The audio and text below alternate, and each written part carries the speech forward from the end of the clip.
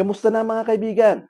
Chinoy TV po. Alam nyo ba mga kaibigan, kahapon ang unang buhos ng yelo dito sa Calgary, Alberta, Canada. At alam nyo rin yung mga kaibigan na tuwing unang buhos ng yelo dito sa Canada ay maraming car accident na nangyayari.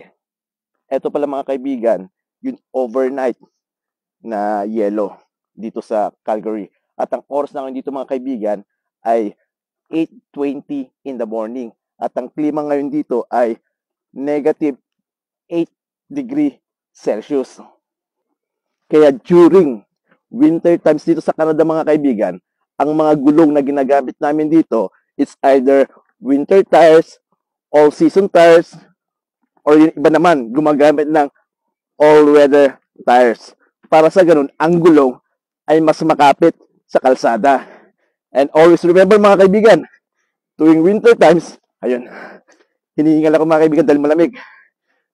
During winter times mga kaibigan, always remember, drive safely. So, yun lang mga kaibigan. Maraming salamat. Magkita ulit tayo sa susunod. Paalam!